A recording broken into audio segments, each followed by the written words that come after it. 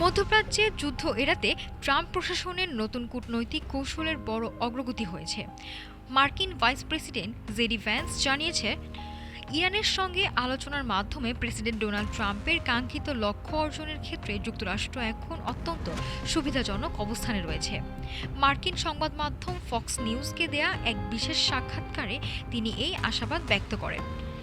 Washington ও তেহরানের মধ্যকার এই পরোক্ষ বা প্রত্যক্ষ আলোচনার গতি প্রকৃতি নিয়ে ভ্যান্স জানান, ইরানিরা আসলে এই সংঘাত আর দীর্ঘায়িত করতে চায় না, কারণ দীর্ঘমেয়াদী যুদ্ধ কোনোভাবেই তেহরানের বর্তমান স্বার্থের অনুকূলে নয়।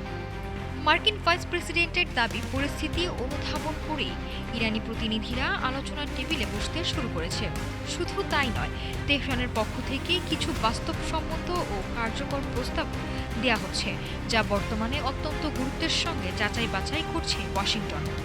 বিশ্লেষকরা মনে করছেন, ইসরায়েলকে দেয়া ট্রাম্পের সাম্প্রতিক সতর্কবার্তা এবং ইরানের এই নমনীয় মনোভাব দুই মিলে মধ্যপ্রাচ্যে একটি বড় ধরনের কূটনৈতিক মোড় ঘুরতে যাচ্ছে। ট্রাম্প প্রশাসন একদিকে যেমন তেল আবিবকে সংযত থাকার বার্তা দিচ্ছে, অন্যদিকে তেহরানের ওপর চাপ বজায় রেখে একটি লাভজনক চুক্তির দিকে এগোচ্ছে। চরম সামরিক উত্তেজনার পর ওয়াশিংটন ও তেহরানের এই আলোচনার টেবিলে ফেরা ভূ রাজনীতিতে এক নতুন সমীকরণ তৈরি করছে।